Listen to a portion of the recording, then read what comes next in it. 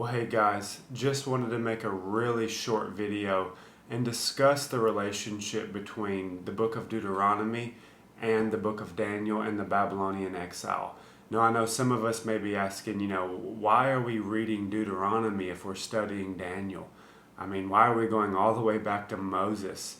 And the answer to that question, if we answer that rightly, I really do think that it will make our study of the book of Daniel much more fruitful as we begin to understand the historical context behind the Babylonian exile.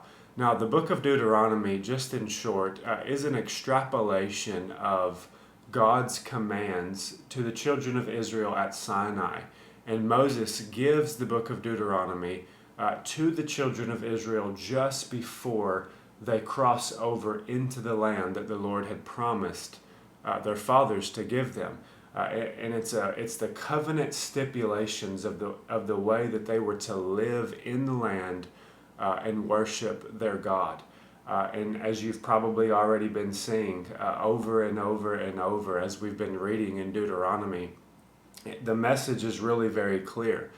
If the people worship Yahweh alone and honor Him and serve Him and keep His commandments and His statutes and love one another, with a covenant love where they treat each other righteously and with justice, then God will bless them and they will multiply and be fruitful in the land, and they'll be safe from their enemies, and they will be glad in the land that the Lord has given them.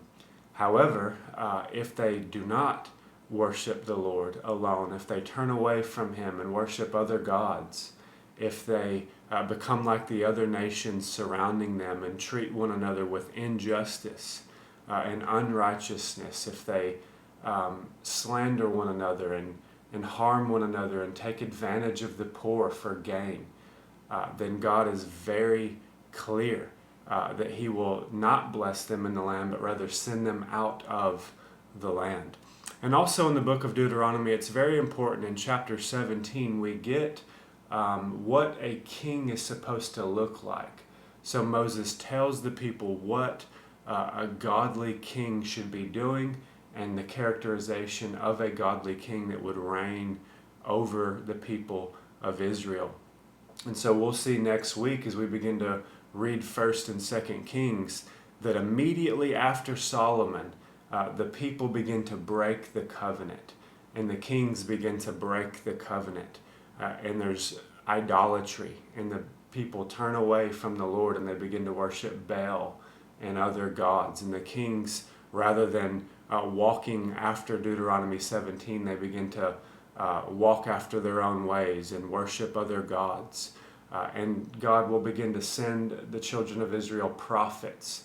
And it's really important to understand that the backdrop of the ministry of the prophets is the book of Deuteronomy.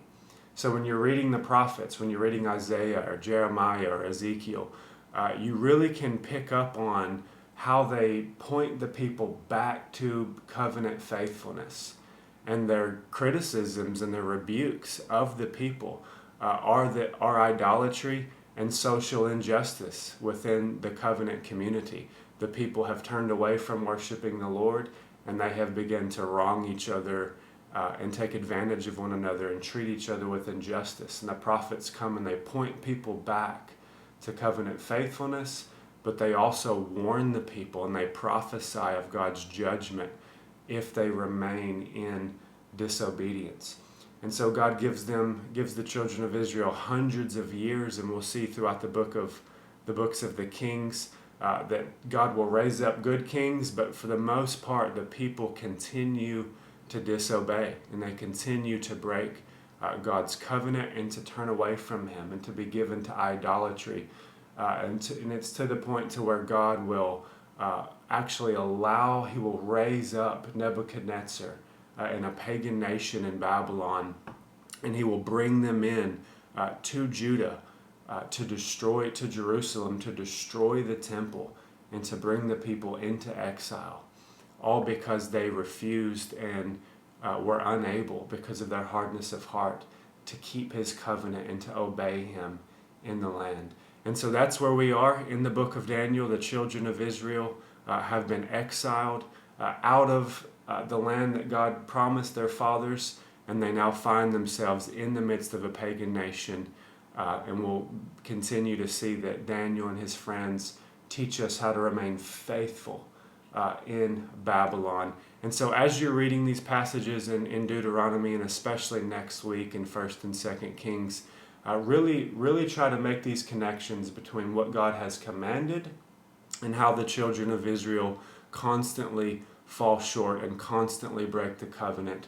And I think that really will help us understand the historical context around the Babylonian captivity and really make our study of the book of Daniel much more fruitful. You guys have a blessed day.